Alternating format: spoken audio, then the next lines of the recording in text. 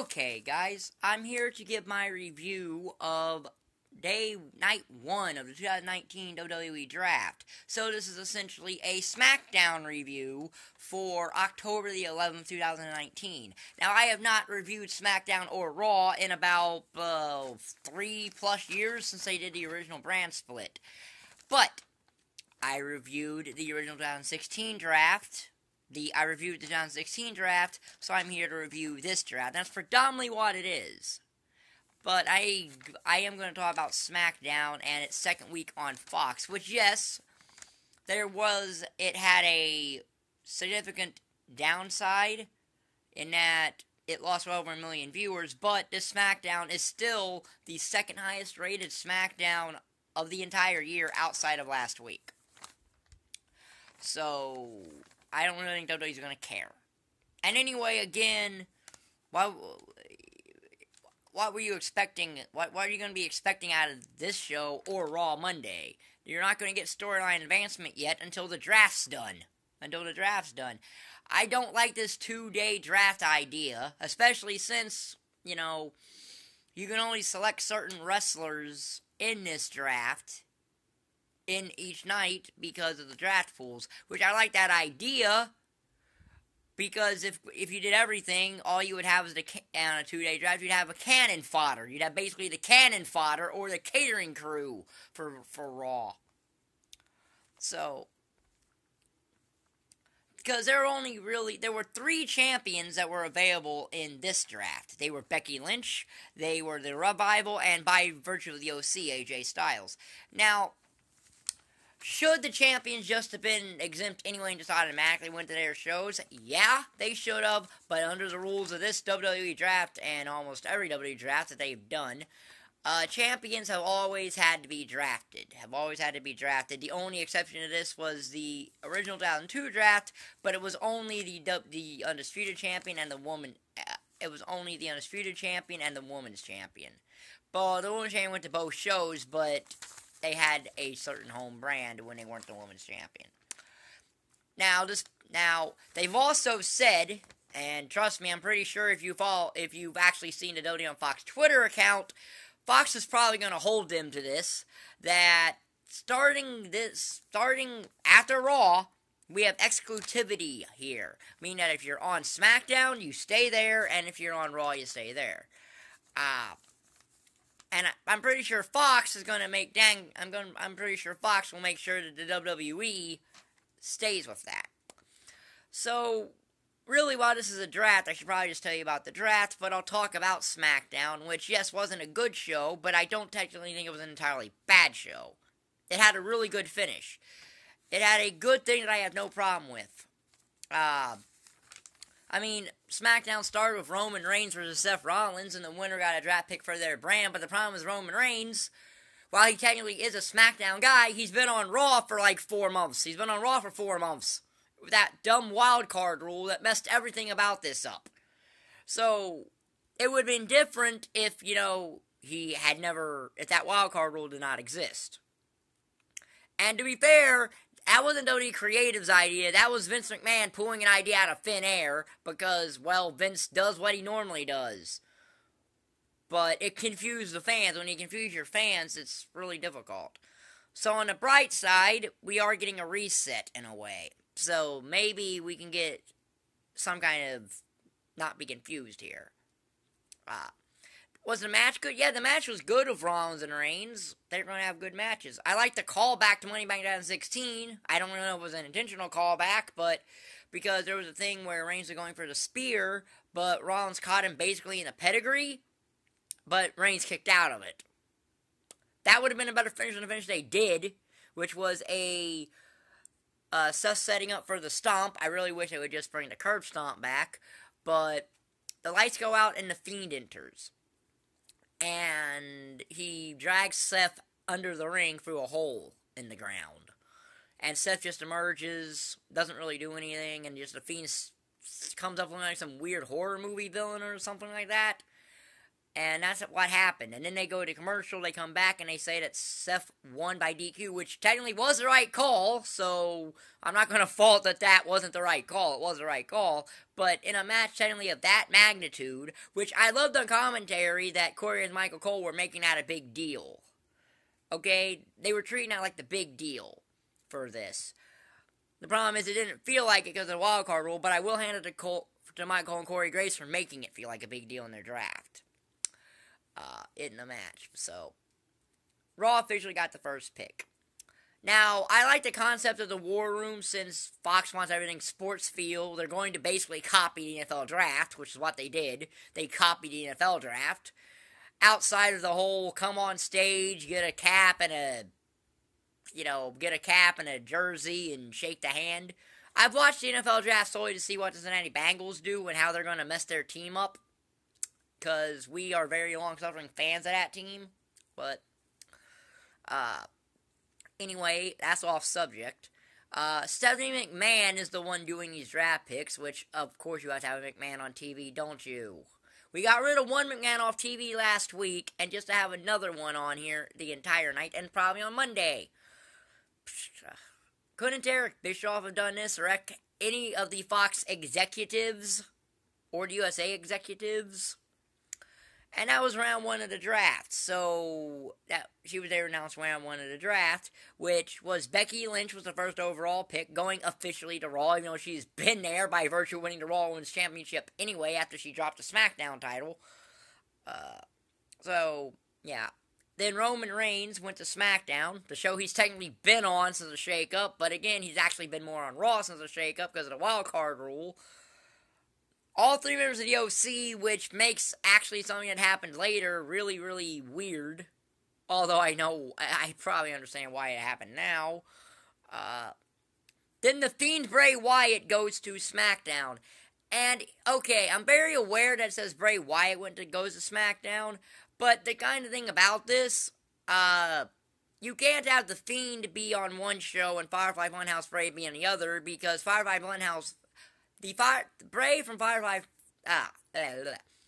Firefly Funhouse Bray does the promo work, and the Fiend wrestles. So, they have to be together. And again, I don't even think Fox will go for that, because Fox wants the Fiend over there, for some reason, even though the Fiend can get away with more on USA. But, whatever. That's actually a good move. Bray Wyatt never should have left SmackDown. I maintain he should have stayed over on SmackDown. They never should have moved him in the first shake-up in 2017. He never should have been moved off of SmackDown. He should have stayed on Raw. So, the injured Drew McIntyre goes 5th to Raw. And at first, I made nothing of this. Because, quite frankly, out of everyone that was in this draft pool, outside of maybe McIntyre, I felt that made sense for a top 5 because technically you did draft AJ Styles in the top 5, which he was in the first draft too, by the way, and he just brought along Ozzy Anderson with him. Becky made sense as a top pick, as did Reigns, as did the OC, and The Fiend. And Drew McIntyre, even though I think he probably should have went to SmackDown, but that's me. I didn't make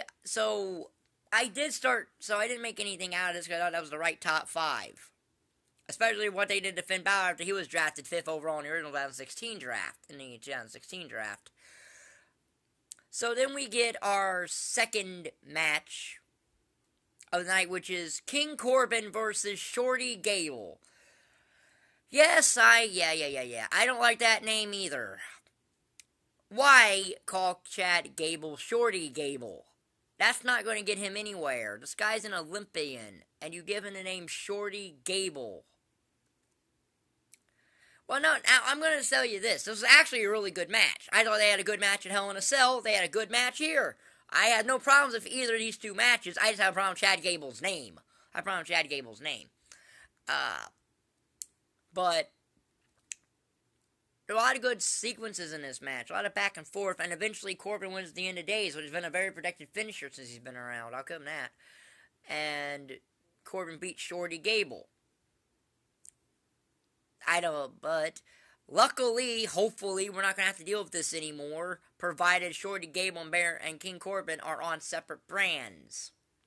So then we got round 2 of the draft, and after it was over, I realized something. But in round 2 of the draft, Randy Orton went to Raw, which is technically a brand switch because he's been on SmackDown since the 2016 draft. So this was actually a good move to me because Randy Orton has done everything he could have possibly done over on SmackDown. So Sasha Banks goes to SmackDown, which is also a brand switch from the first draft, from the 2016 draft. And it, quite frankly, is a good move. Sasha Banks needed this, even though she just came back as a heel, but she didn't win the Raw Women's title, so at least now she can at least probably do something better over there. Ricochet goes to Raw. Well, he stays on Raw, essentially. He stays on Raw, because he's been there since he got called up. Outside of when him and Aleister Black were doing that weird, stupid, they could go to both things thing, and then in technically 1 week had 3 tag title matches in a week. But Ricochet stays on Raw. Whatever. I think that's a good place for him right now. Although technically I think SmackDown would be a better place for him. But it is what it is with Ricochet going to Raw. Braun Strowman goes to SmackDown, which I'm surprised about, but I think it's a good move. He's been on Raw since the 2016 draft, so this could be a good thing, provided he stays away from Brock Lesnar, which I doubt that's going to happen now, but I'll get into that later when I talk about Monday and what I think might happen on Monday. And then Bobby Lashley goes to Raw. Now, interesting thing is Lana is not a part of this draft for some dumb reason. I don't know why. So, is Lana just going to go over to Raw, even though technically she's not eligible to yet until after the draft by rules of it? But see, after Bobby Lashley got picked, I realized that the order of the draft picks were going in the order of the draft pool that WWE.com put out. Now, to be fair, I do not think that was intentional. I do not think that was at all intentional, and they had no intention of spoiling their own draft that way. I don't think that was intentional. I find it funny because WWE finds a way to botch something that legitimately people care about by doing that. But I don't think they did it intentionally. I would hope they didn't do it intentionally. I don't think they did, but anyway. After that, we get a Brock Lesnar and Paul Heyman promo, and we get this thing about a highlight of the press conference for Crown Jewel, which I'll get into at the end of this video because I want to do that, where essentially Paul Heyman is hyping up the match between Brock Lesnar and Cain Velasquez for the WWE title. Now, Cain Velasquez is a WWE wrestler now. He is retired from UFC, signed a multi-year deal with the WWE, so I have no real problem with the match, but there's other situations. And basically, Heyman's about to give this is not a guarantee, this is a spoiler thing that he always does, but Cain Velasquez and Rey Mysterio, who is a part of this, I guess, basically come out, and Cain Velasquez cuts a thing in Spanish that Ray translates, and basically he says that he's going to add another scar to Brock's face. So, that's nice. This is to plug a match for the WWE Championship at Crown Jewel on the 31st, on Halloween, in which Cain Velasquez, in his first match, is going to be wrestling for the WWE Championship. Okay, I don't know how he qualifies for a WWE Championship match. That's probably Fox having something to do with that. But I'll tell you this much: Brock Lesnar should win this match that they're having against him and Cain Velasquez at Crown Jewel. And you're not going to hear me say that much because I don't really think Brock should be winning half the matches he wins, but he does. And Brock's not a booker, so the segment was fine. I liked the segment last week because Brock actually sold fear of Cain Velasquez, so you believe that, and I give Brock credit for that. So then we get, basically, former WWE Champion Kofi Kingston losing the title in 9 seconds, and is right back to the pancake stuff that he did before he won the WWE title. Now, to be fair, the WWE fluked their way into that storyline. They fluked their way into that when Ali went down with an injury, and it ended up being their best long-term story they've had in a while. But Kofi doesn't mention this at all. And I guess they don't want him mentioning it till after Brock's out of the way of Crown Jewel and Cain Velasquez, I guess. And Kofi's a professional, so he's going to do it. The guy's been there 11 years, has never complained about anything, so... but before that, the New Day present a couple replica titles to breast cancer survivors, which is a great thing. I like that. Cancer is an amazing thing, and any kind of cancer research is good. The problem is, well, Susan G. Komen may not exactly be the most legitimate place in the world to be trying to help get cancer out of the way, but it's nice that the WWE's trying that. And again, because of the way they are, a PG show, they can get these kind of things. And anyway, you can do a good PG wrestling show. Look at NXT. Really good shows. I definitely get out a better show than AEW, but that's only because I think the main event was better. I think their first two matches were on equal playing field, but the main event between Walter and Kushida blew that AEW tag match out of the water. That's just the way it is. I think AEW Dynamite's been a solid show for its first 2 weeks, but my thing is, can it sustain it? But anyway, I'm off topic, sorry. But that was it. So then that led into the New Day versus the OC, where Kofi pinned AJ Styles. If that goes where I hope it goes, then... Or even if it doesn't, and the New Day stay on SmackDown, by proxy, the U.S. title could end up becoming the number one title over there, or the IC title, depending on what happens. Because if Brock retains the title, he's probably not going to show back up to the Royal, till, at least in defending the title, till at least the Royal Rumble. So, you'll need a top title for about 2 months over on SmackDown, should that be the case. Now, then we had round 3 of the draft, which opened up the first really interesting thing, and they did it solely probably to add intrigue since people figured out that they had leaked the draft order. And that was Alexa Bliss by herself was drafted, and that made no sense with a later pick that made basically And then Lacey Evans goes to SmackDown, which is technically a switch because she was been on Raw, and she's only appeared on SmackDown, I think, maybe once in the shakeup. Possibly twice, with the wild card rules, so, Kevin Owens goes to Raw, which basically means why that may be a good move for him. Well, he can't play up what happened last week, which, whatever. This might be a good move for Kevin Owens, but they haven't beat Shane McMahon just to draft him to Raw. The Revival go to SmackDown, since they are the SmackDown Tag Team Champions. I would hope they go to SmackDown, because it kind of would be dumb if the SmackDown Tag Team Champions are on Raw. You kind of can't do that, which is the problem with the titles, which is the problem with almost every title in this company now, outside of the NXT titles and the NXT UK titles. And then you have Natalya go to Raw, well, stay on Raw, essentially, but... And then the USA executives were high-fiving about Natalya. Natalya, seriously. I could understand it if you landed, like, I don't know, Roman Reigns, Seth Rollins, or a person like that, but Natalya, who's, in the entire time she's been there, only held 2 women's titles, 2 women's titles in the entire time she's been in this company, and that was the Divas Championship, 9 years ago? And then the time in 2017, she was the SmackDown Women's Champion. So, that's it. So then, after the commercial, we come back, and we get round 4 of the draft, which was the final draft that was on the air. And that was the Viking Raiders go to Raw, which, since they made a match for the Raw Tag Team titles on Raw before the draft, well, I kind of figured that would happen, because otherwise, are the Viking Raiders still going to go to Raw when they're on SmackDown to face for the Raw Tag Team titles? Then you have all Lucha House Party go to SmackDown, and the problem is, I don't care about Lucha House Party. They're great in-ring, they are great wrestlers, they are great in-ring things. They are going to do great lucha things, I'm sure, on SmackDown.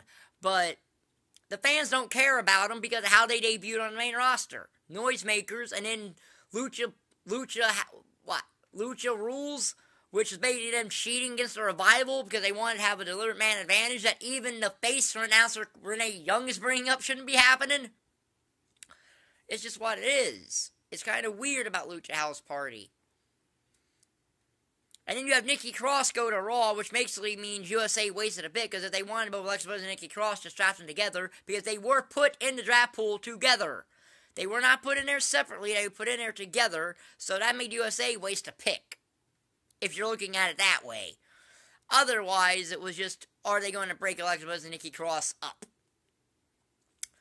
Then you had Heavy Machinery go to SmackDown, and I don't even think, and if I'm not mistaken, Heavy Machinery wasn't even in this draft pool for SmackDown. They were in Raws. So how the heck did they get drafted to SmackDown on SmackDown when they weren't even in the Raw? We're not even in that portion. They might have been, and I might have overlooked them, but I don't think they were, because I looked at both of them and I wrote them both down. I'm pretty sure Heavy Machinery was originally on Raw's side of it, was eventually only in Raw's draft pool. But whatever. They essentially stay on SmackDown, because they essentially stay on SmackDown. And then the Street Profits are going to Raw, where they pretty much been since before Money in the Bank, outside of just not wrestling. So, yeah, that let people like Cesaro, Shorty, Gable, and basically, outside of Cesaro, cannon fodder as the free agents, who can go to whatever brand after the draft is done. So that was what it is. These 20 picks that they made, both of them are the status quo. Outside of a few brand changes, it's pretty much the status quo here. I like Orton going to Raw. That was needed. Strowman going to SmackDown. I don't think it's going to change anything what he is, but at least he has a change of scenery. Same thing with Sasha Banks. She needs a change of scenery. And everything else was a status quo draft where everyone just stayed where they already are. Outside of Lucha House Party, which technically is a change too, but again, they've been everywhere. They've been everywhere, so. And the Street Profits, I hope that WWE knows what to. I hope that that main roster creative knows what to do with them. Okay, let me put it this way. I hope they know what to do with Montez Ford, who's the star of that team. So, the main event of SmackDown was the SmackDown Women's Championship match. Charlotte Flair defending against Bayley in the Hell in a Cell rematch, and well, finally we got the heel turn that Bayley should have got when she first did this about a month ago. Because she had a hoodie on, and I found that weird, because she's never worn it. But then she took it off, the Bayley buddies showed up, and I noticed that Bayley had cut her hair. There's no ponytail, she's not wearing the, headband. And she basically got rid of the Bayley buddies, and basically got rid of her entire old identity. Which is a good thing, because actually I think Bayley looks I actually think Bayley looks actually hotter this way, but that's just me. And Charlotte went for the figure 8, Bayley pulled her hair, rolled her up in a small package, got the win, being a 2-time SmackDown Women's Champion. Now yes, technically Charlotte won the women's title, just held it for 5 days, but, well, it choreographs part of the draft in, doesn't it? And to be fair, at least the WWE has this draft planned out. That's better than what they did with the shakeup, which thankfully wasn't planned out, so at least they have it planned out. I give them credit for that. And then Bayley got on a microphone and basically told the fans to basically she doesn't care about them, which, yeah, I like that. It should have happened. It should have happened when she first turned heel. So, yeah, and she has new music and some new gear, so, yeah. I have no complaints about how SmackDown ended. I didn't get into it the right way. I have no complaint about that. I think that Hell in a Cell and the Raw after were just doomed to fail, no matter what would have happened. If I would have done Hell in a Cell review, I would have told this, because you can't really. Hell in a Cell, where it was, got overshadowed by SmackDown's premiere on Fox. That was the goal for Hell in a Cell, but they didn't promote Hell in a Cell. If you were to move it to this Sunday, tomorrow, well, then it's in the middle of the draft. Which gets overshadowed. If you would have moved it to, say, the 27th, which is 2 weeks from tomorrow, then it gets overshadowed by Crown Jewel, which is, 4 days later? Which is 4 days later. So, the best place for them to have ever put Hell in a Cell would have been the 20th, because at least then nothing can overshadow, and maybe the W would have remembered to book it. But that is what it is.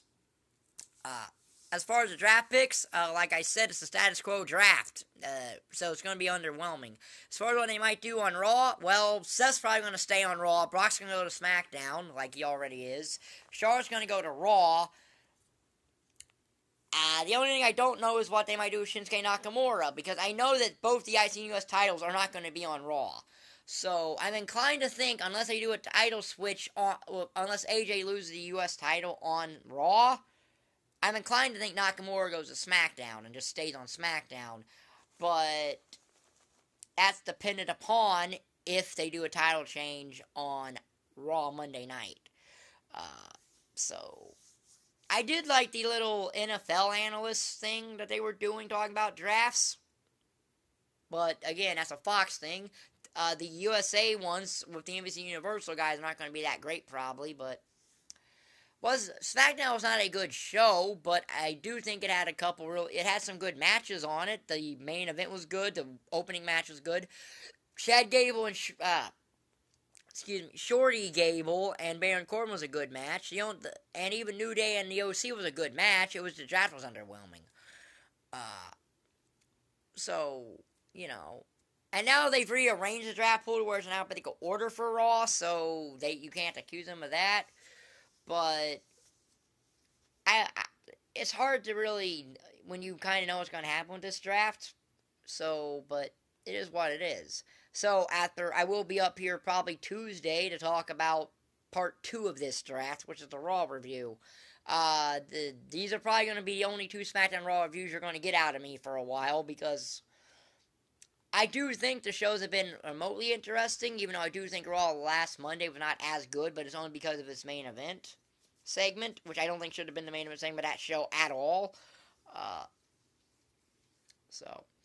And you're not going to get a Crown Jewel review out of me, because I don't even know if I'm going to watch that show live. I might watch it on demand, because, well, I'm a guy who doesn't hold the Saudi Arabia people. I don't hold them accountable for the action of their government. But again, I don't care about Crown Jewel anyway, so even if I were to watch it live, I'm not going to review it, because I don't care about these shows. They're glorified house shows. Much like Super Showdown was, the one in Australia was. At least that had a title change, though. And as far as, and before I go, I might as well talk about these 2 big matches for Crown Jewel, Cain Velasquez and Brock Lesnar for the WWE Championship. I already gave my points about that when I talked about in the review of SmackDown. So the other match is Braun Strowman versus Tyson Fury, the lineal heavyweight champion in boxing. I don't even know what that is. I don't care about boxing. I don't know. So this year alone, Braun Strowman has feuded with those 2 idiots from Saturday Night Live, Colin Jost and Michael Che, or whatever his name was. And now he's in a feud with a boxer.